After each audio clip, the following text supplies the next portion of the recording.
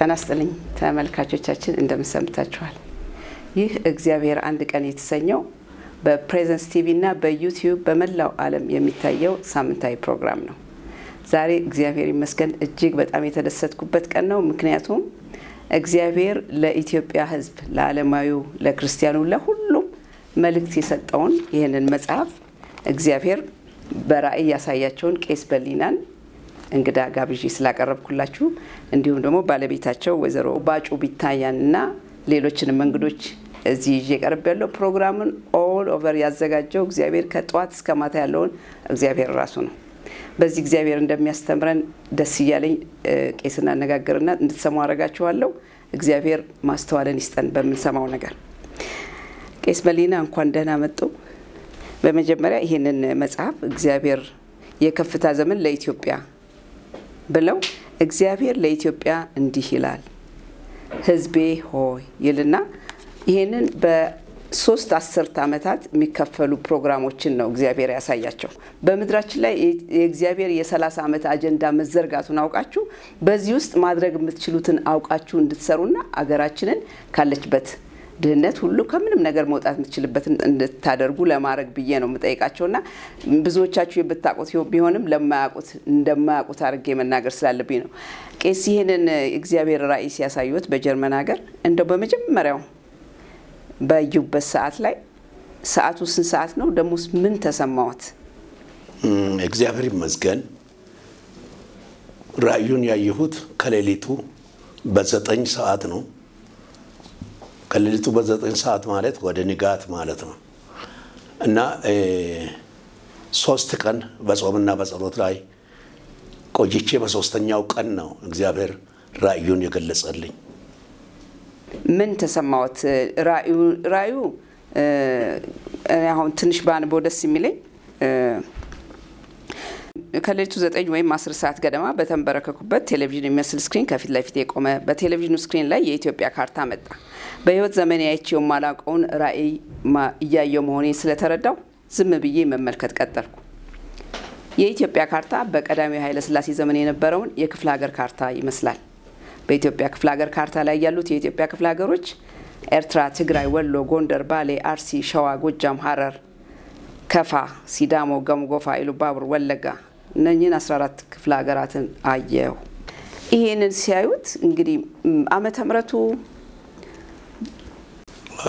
ምህረቱ በ1993 ነበር በኢትዮጵያ አቆጣጠር በዚያ ለአገልግሎት ወደ ጀርመን ሄጄ ከ3 ሳምንት በላይ ካገለገልኩኝ በኋላ ለ3 ቀን እረፍት ወስዳለሁ ብዬ በእረፍቱም ውሃና ምግብ እንዳቀርቡልኝ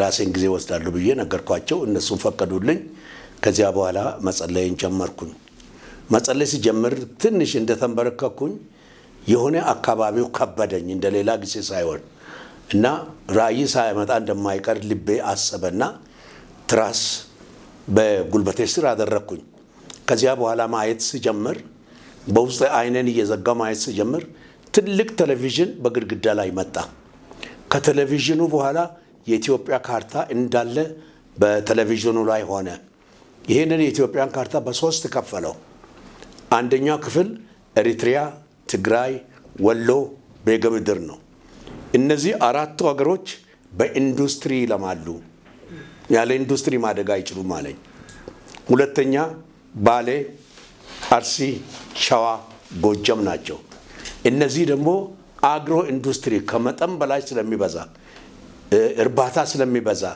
እህልም ስለሚበዛ ለሀገር ተርፎ ለውጭ ሀገር እንደሚሸጥ እንደዚያ አሳየኝ አትክልትና ፍራፍሬው ብዙ ነገር እንዳለ በዚያ ቦታ የዶሮ ቆዳ እንኳን መሸጥ እንደሚቻል አሳየኝ ከዚያ ቀጥሎ 6 ክፍለ ሀገራት ይቀራሉ ሐረር ሲዳሞ ከፋ ገሞጎፋ ኢሉባቡር ወለጋ እነዚህ 6ቱ ደግሞ የቡናና የሻይ ብቻ ሳይሆን የብዙ አይነት ቅመማ ቅመም ሀገሮች እንደሆኑ አሳየኝ እነዚህ ቅመማ ቅመማት በጣም ከመብዛታቸው የተነሳ 3 የአውሮፕላን ጣቢያዎች በዓለም ደረጃ ይሰሩና እነዚህ ጣቢያዎች ደግሞ አትክልትንና ፍራፍሬን ሌላውንም ቅመም ሳይጠወልግ ወደ ሌላ ሀገር የሚያስጉዙ እንደሆነ አየሁኝ። እግዚአብሔር ይመስገን። ከዚሁ ጋር በተከታታይ እኔ ሞር በጣም የገረሙኝ ሁሉም የገረሙኝ ናቸው። ከገረሙኝ አንዱ ራሱ የአዲስ አበባ ገጽታ ይቀየራል። እስቲ የአዲስ አበባ ገጽታ በዛ ሰዓት በራእይ ያዩት የአዲስ አበባ መልክ እና አሁን ያለችውን ሲያዋት እንዴት ነው እርሱን ይሄን ጠይቀዋት? በጣም የሚገርመው አዲስ አበባ በቆሻሻ የተሞላ ነው። እኔ አውቃለሁ። ሁሉ ጊዜ ጉንፋን ይዘኛል አዲስ አበባ ውስጥ። በኋላ ይሄንን ኩሻንኩሽ ቤት እንደምነሱ እያለኝ ኩሻንኩሽ ቤቶች መነሳት ጀመሩ። ከዚያ በኋላ አዲስ ፎቆች መሰራት ጀመሩ። እስካሁን ግን ከተሰሩት ፎቆች የአዲስ አበባ ፎቅ አልተሰራም፣ ገና ነው። አጫጭር ነገሮች ናቸው የተሰሩት። ገና ከ30 በላይ ከ40 በላይ የሚሆኑ ቁመት ያላቸው ፎቆች ይሰራሉ። እስካሁን አፍሪካ ኤዩ መሰብሰቢያ አዳራሽ ጋር ያለችው ረጅም ፎቅ ብቻ ናት የተሰራችው። ሌላው ገና ነው፣ ገና ይሰራል። አሁን ግን ኩሻንኩሹ የመጣል አይነት የሚሰሩ ቤቶች ናቸው። ከዚያ ከፎቆቹ በኋላ ደግሞ መሬቱን ሳይ ቆሻሻውን ሳይ እነዚህ መንገዶች እንደሚሆኑ ይሄ በኢትዮጵያ የሚጀምር መንገድ ከአዲስ አበባ እስከ ደቡብ አፍሪካ እስከ ካሜሩን ከሰሜን እስከ ካሜሩን ከዚያም እስከ ግብጽ እንደሚሄድ አሳየኝ። ከዚያ ደግሞ ይቀጥልና የባቡር ዝርጋታ አመጣ። ድሮ ከጅቡቲ ብቻ የምትመጣ መንገድ ብቻ ነው ያለችው። አሁን ግን ከጅቡቲ ብቻ ሳይሆን ከሌሎች ሶማሌዎች ከኬንያ ከኤርትሪያ ባቡር እንደሚገናኝ እና የባቡርና መንገዱ ሁለቱ የአፍሪካ መንገዶችና የአፍሪካ ባቡር መጓጓዣዎች እንደሆኑ አሳየኝ። እግዚአብሔር ይመስገን። መጽሐፉን ገዝታችሁ ብታነቡት በውጭ ሀገር ላላችሁ ከዚህ ቤተሰቦቻችሁ ቢልኩላችሁ በመካነ ኢየሱስ መጽሐፍት መደብር መሸጫዎች ይገኛል። እግዚአብሔር ይመስገን። ካስደነቁኝ ነገሮች አንድ ጥያቄ የምጠይቀው ነዳጅ በኢትዮጵያ ውስጥ በ3 ቦታ ይወጣል ይላል። ይሄ እንግዲህ ዋናው የድህነትን ቀንበር የሚሰብረው ትልቁ መሳሪያ ነውና ይሄንን የነዳጁን መውጣት በተመለከተ የተለየ ጾም ጸሎት ማድረግ ያስፈልገናል ወይ? በሌሎቹ ማያስፈልግም ለማለት አይደለም፣ ግን የነዳጅ መውጣቱ ትልቁ ወጫችንም ነው ትልቁ እፎይታም ነውና እንዴት ነው ወደዚህ ለመድረስ ነገር ማፍጠን የሚችል መንገድ አለ ወይ? ራእዩን ለማፍጠን የሰው ድርሻ አለ ወይ? እግዚአብሔር እነዚህ ሲያዘጋጅ ምድሪቱን ለመፈወስ እንደሆነ ማንም ይረዳዋል። ስለዚህ አንደኛው በባሮ አኮቦ፣ ሌላው በሶማሌ በኩል ሪፍት ቫሊ የምንለው ሰምጥ ሸለቆ ውስጥ ነው። እነዚህ ይሄ ሰምጥ ሸለቆ በጣም ጥልቅ ነው። ስለዚህ ነዳጁ ጥልቅ ስለሆነ ከብዛቱ የተነሳ ኢትዮጵያ ነዳጅ እንደምትሸጥ አሳየኝ እና ኬንያ ታንዛኒያም እንዲሁ። ከዚያ ነዳጁን ሲመለከት በጣም ጥልቅ ብቻ አይደለም፣ በጣም ሰፊ ነው። ኢትዮጵያ እንግዲህ ያን ጊዜ ከችግሯ ታጥባ የምትወጣበት ጊዜ ይመስለኛል። ለምን ዘገየ ለሚባለው ነገር እኔ በመጽሐፉ ላይ ገልጫለሁ። የህዝቡ ጸሎትና ከእግዚአብሔር ጋር ግንኙነት ነገሩን ያፋጥናል። ሰዎች ደግሞ ካልተጉ ይቆያል። ነገር ግን ምንም ጊዜ ይመጣል። ሳይመጣ ግን አይቀርም፣ ተዘግቶ አይቀርም ብዬ ጽፌ አስቀምጫለሁ። ከዚህ የበለጠ ሌላ የሚጨምረው ነገር የለኝም። ግን እግዚአብሔር ህዝቡን ይጎበኛል። አሜን አሜን። አሁን ዶክተር በዚህ ላይ አንተ መጽሐፉን ያነበብኩ ሰው እንደሆነ የምትጠይቀው ነገር ካለ ለአንተ ድል ብሰጥ። የተከበሩ ቄስ በሊና ይሄን ድል ስላገኘው በጣም ደስ ይለኛል። በዚህ አጋጣሚ መጽሐፉን ካነበብኩት ብዙ አመታት ሆኖኛል። እንደው ለምሳሌ ያህል ከተጠቀሱት ትንቢቶች መካከል የኢትዮጵያ ገበሬ ሞባይል ይዞ ይነጋገራል ጭቃውን ጠርጎ የሚለውን ሳይ እንደው የግል ምኞቶ መስሎኝ ሀገራቸውን ስለሚወዱ በዛ ተርጉሜው ብዙ ትኩረት አልሰጠሁትም ነበር። ግን እነዚህ አሁን ተግባራዊ ሲሆኑ አሁን በቅርቡ ጓደኛዬም እንደነገረኝ ወጣት ገበሬ ልጅ እያረሰ በአንድ እጁ ሞፈሩን ይዞ በአንድ እጁ ሞባይል እየተነጋገረ እንትን ሲላየሁት ብሎ አሳቀኝና እነዚህ ሁሉ እየተፈጸሙ ነው። እንደማየውም አንዳንዶቹ የጠቀሷቸው ነገሮችም አሁን በእኛም ጊዜ የሆኑ ይመስለኛል። ግን ዋናው ለጠይቆት የፈለኩት የኤርትራና የኢትዮጵያ ጉዳይ ያለቀ ያከተመ ነገር ይመስላል። ግን በእንደርሶ ትንቢት አንድ ይሆናሉ ወይም አይለያዩም የሚል ነውና እሱን ቢያብራሩልኝ ደስ ይለኛል። በጣም የሚያስገርመው ይሄንን ካርታ በማይበት ጊዜ የኤርትራ ሀገር በላይን በመስመር ተቆርጣ እንዳለች ነው ሌላ ቦታ የማየው። በካርታው ላይ ግን ምንም ልዩነት አላይም። አንድ ሆና ተጋጥማ እንዳለች ነው እግዚአብሔር ያሳየኝ። እና እንግዲህ ምን እንደሚሆን የወደፊቱን ወይም ያሁኑን ምኑንም አላቅም። ምክንያቱም ጊዜው የፖለቲካ ጊዜ ስለሆነ ፖለቲካው ይሰራል፣ ወደ አንድ ያመጣል፣ ይለያል፣ አላቅም። የእግዚአብሔር ፖለቲካ ግን ኤርትራ ኢትዮጵያም አንድ እንደሆነች ነው ያሳየኝ በካርታ ላይ። በካርታው ላይ እንዳየው ነው ጻፍኩት። እንደዚያው እንደሚሆን ደግሞ ተስፋ አደርጋለሁ። እግዚአብሔር ያውቃል። ቄስ ሌላው ጥያቄ ደግሞ ምን መሰሉት? በመጽሐፉ ገጽ 64 ላይ በቁጥር 5 የኢትዮጵያ ወንዞችና ሐይቆች በሚለው ስር ምን ይላል? ያን ጊዜ ከቱሪስቱ ብዛት የተነሳ መጋባት ይመጣል። ነጩ፣ አረቡ፣ ጥቁሩ፣ ሌላውም እዚህ ኢትዮጵያ ላይ ይጋባል ይልና ዛሬ ያለው ይሄ ኦሮሞ ነው፣ ይሄ ትግሬ ነው፣ ይሄ ዶርዜ ነው፣ ይሄ ከሌ ነው፣ ይሄ ከሌ ነው የሚያስለው ዘረኝነት ያኔ ያከትማል ይላል። የኔ ጥያቄ ግን ይሄ ዛሬ ያለው የጎሰኝነት ፕሮብሌም በአገራችን ውስጥ ስር የሰደደ ችግር ነው እና ስር የሰደደ ሆኖ ሄደን የሆነ ነገር ነው የተገለጸ የምናያቸው ነገሮች አሉ። በቤተ ክርስቲያን እንኳን የእግዚአብሔር ፍቅር ሊገለጽባትና አንድ ልንሆን በተገባ ውስጥ ይሄ ችግር እያለ እዚህ ዘመን ላይ ሲደርስ ይሄንን ለውጦት ይሄንን ተቀብሎ ሰው እንዲኖር የሚያደርገው ነገር ምን ይሆናል ብለው ያስባሉ? ይሄ ወገናዊነት እንኳን በአውሮፓም በአሜሪካም አለ፣ በየትም አለ። በኢትዮጵያ በጣም የሚበዛውና የሚሰፋው አንደኛ ባለመማራችን፣ ሁለተኛ የቀድሞ አመጣጣችንና እድገታችን በጣም ዝቅተኛ ስለሆነ ከዚህ ከዝቅተኝነት አእምሮ የሚመነጩ ነገሮች ናቸው። ሁለተኛ እርስ በርስ ከመናናቅ ከላይ እስከታች ደረጃ ተቀምጧል። በደረጃ እየተቀመጠ ከመናናቅ ከመራራቅ እየተነሳ ነው የሆነው። ያኔ ግን ሁሉም ይማራል፣ ሁሉም አዋቂ ይሆናል። ቱሪስቶቹም ሲመጡ አንድ ቋንቋ ይናገራሉ፣ ይሰበሰባሉ፣ ይወያያሉ፣ ይጫወታሉ፣ ይዋደዳሉ፣ ይጋባሉ። ሁሉም ስራ መስራት ይጀምራል። አሁን እኛ ስራ ላይ አይደለንም። የኛ ሰው 3 ሰዓት ከሰራ እንደ 9 ሰዓት ይቆጥራል። በቃ ዛሬ ሞትኩኝ ይላል።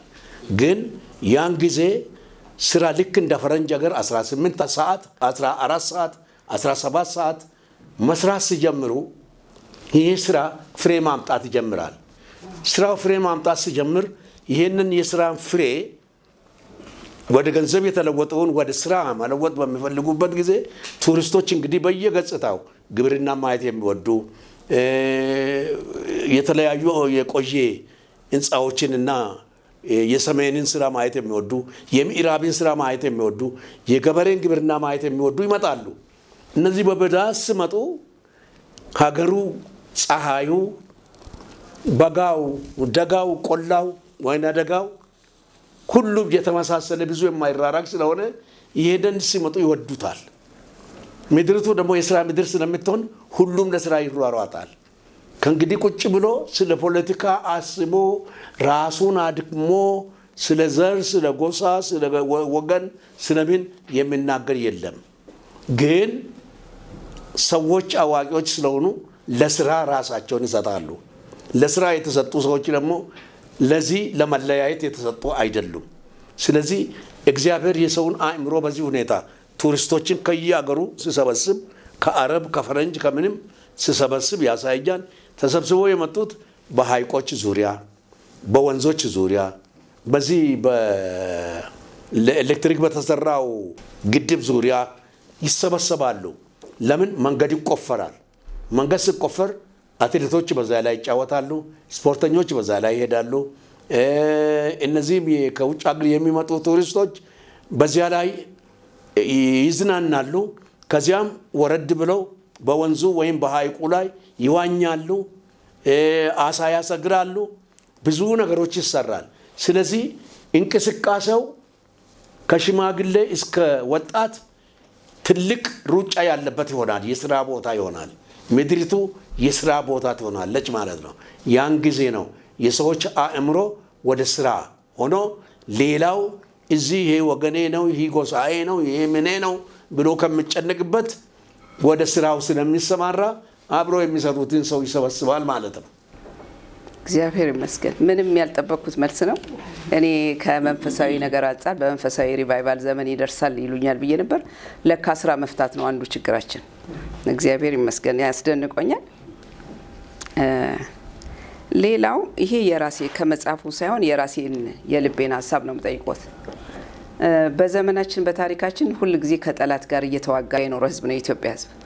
አሁን ግን ከደርግ ዘመን ጀምሮ ያለው ወይም ከደርግ ዘመን ጀምሮ በፊት ያለ የኤርትራ ኬስ ከዛ በፊት ይጀምራል የእርስ በርስ ጦርነት ነው።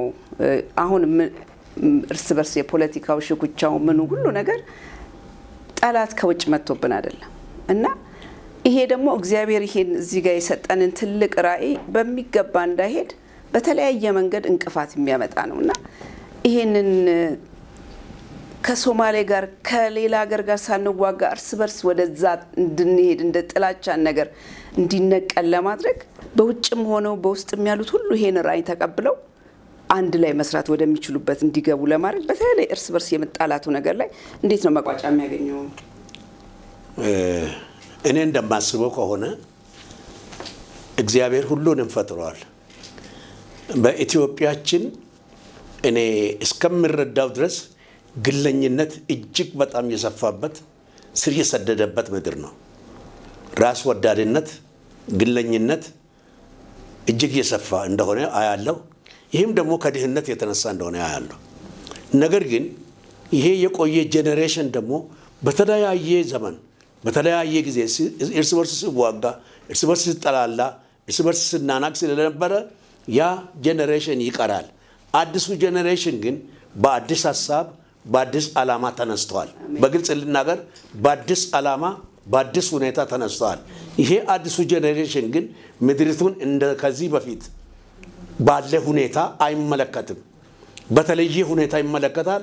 ስለዚህ በተለየ ሁኔታ ደግሞ ይወዳታል ምድሩን ይሄ ያሁን ወጣት። ስለዚህ ይሄ ወጣት የቦታው ያደርሳል። የፈለግነው ቦታ ወደ ፈለግነው ራእይ ይሄንን ምድር ያደርሳል ብለን ተስፋ እናደርጋለን። እኔ እንዲህ ነው የማስበው። ምክንያቱም በዩኒቨርሲቲ በሃይ ስኩል ወንጌል ሳስተምራቸው የሚሰማው ይሄ ነው። አንድ ልብ፣ አንድ ሐሳብ፣ አንድ መንፈስ፣ አንድ አቅጣጫ አለ። በትልልቆቹ ልብ የለም፣ በወጣቶች ልብ ግን ይሄ አለ እና እግዚአብሔር ወጣቶችን ያስነሳ ስለሆነ ክርስቲያኖችም የሚነሱበት ጊዜ አልደረሰም። አሁን የመበላላት ጊዜ የመናናቅ ጊዜ ነው። ከጥቂት ጊዜ በኋላ ግን እርስ በርስ የምንፈላለግበት ጊዜ ይሆናል። ፖለቲከኞችም የሚፈላለጉበት፣ ክርስቲያኖችም የሚፈላለጉበት፣ የሃይማኖት ድርጅቶችም የሚፈላለጉበት፣ ምድሪቱ የምታድግበት እግዚአብሔር ስራውን ራሱ እንደጀመረ ራሱ የሚመራበት ጊዜ ይሆናል። ምንም በግልጽ ባይታይም ቀስ በቀስ ነገሮች ይሆናሉ። ግን ወጣቶቹ ይሄንን በሚረከቡ ጊዜ ወጣቶቹ የሚሰሩት ስራ ይሄንን ህብረት ይሄንን አንቺ አሁን በልብሽ የምታስቢውን ነገር ያመጣል ብዬ ሙሉ ተስፋ አለኝ። አሜን። እግዚአብሔር ይመስገን። ይሄ በጣም ለኔ ትልቅ ኢንካሬጂንግ ነው ዜና ነው። ምክንያቱም ከወጣቶች ጋር ነው እግዚአብሔር ሲሰራ ማየው ሲቀባ ማየው። ስለዚህ በዚህ አልፎ ይሄንን ነገር ወደ እውነትነት እንደሚያመጣው ሰማ በጣም ደስ ብሎኛል። በምትችሉት አቅም በያላችሁበት ከወጣቶች ጋር ቤተክርስቲያን በተለይ በመሃልሽ ያሉትን ወጣቶች ለመያዝ የምትነሽበትን ጸጋ እግዚአብሔር እንዲሰጥ ነው እኔ የምለምነው። ከዚህ ጋር አያይዤ ግን አሁን በተቀቡት ወጣቶች ላይ ምናየው በጣም የሚያስደንቅ የእግዚአብሔር ጸጋ አለ እና በእነሱና ደግሞ በቀደሙት አባቶች መሃል መቀባበል የለም አብረው አይሄዱም ሁለተኛም ነው የተቀቡት ወጣቶችም በመንፈሳዊ በቸርች ባለው ነው ይሄኛው የሚጠይቁት መንፈሳዊ ወጣቶቹም ደግሞ እርስ በርሳቸው ህብረትን አልፈጠሩምና ቢፈጥሩ ኖሮ የነሱ አንድነት የጠላትን ጉልበት ይሰብራል ብዙ የአንድነት ጥቅም አለው አባቶችም ደግሞ ቢመርቋቸውና ቢያበርቷቸው ኖሮ መልካም ይሰራ ነበርና ይሄ ለምንድን ነው አላየውም እርሶ አይተውታል እንዴት አግኝተውታል ቅድም እንደተናገርኩኝ ቤተክርስቲያንም ግለኝነት ይዟታል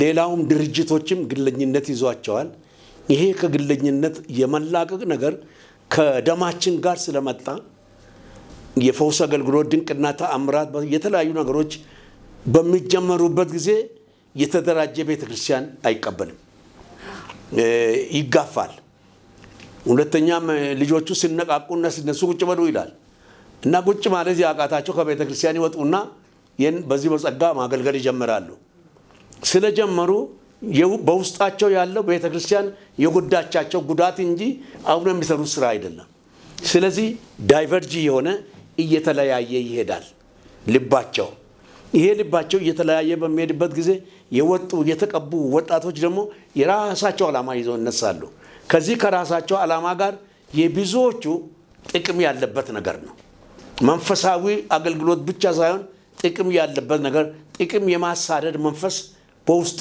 አለ በየአገልግሎቱ በየንግግራቸው ይታያል እነዚህን እንግዲህ ትንሽ እንዲታረሙ ለማድረግ እንዲስተካከሉ ለማድረግ የሚገባቸው የቤተክርስቲያን ሽማግሌዎች ነበሩ የቤተክርስቲያን ሽማግሌዎች ደግሞ እነዚህን መጥራት ጀመሩ እነዚያም የቤተክርስቲያን ሽማግሌዎች መጥራት ጀመሩ ግን ጊዜ አንድ ላይ ያመጣል ምክንያቱም አሁን ሪቫይቫሉ አዲስ እንደመሆኑ ጥቂቶች ናቸው የተነሱት ከጥቂት ጊዜ በኋላ ህፃናት የ9 የ10 የ11 ዓመት ህፃናት በመንፈስ ቅዱስ መሞላትና በጸጋ በትንቢት አገልግሎት ይጀምራሉ እነዚህ በሚጀምሩበት ጊዜ እነዚያም የወጡት ዝቅ ብለው እነዚህም ማዳመጥ ይጀምራሉ እነዚህም ትልልቆች ህፃናትን ማየት ይጀምራሉ ወጣቶችን ማየት ይጀምራሉ ስለዚህ ሐሳቡ አንድ ላይ ይመጣል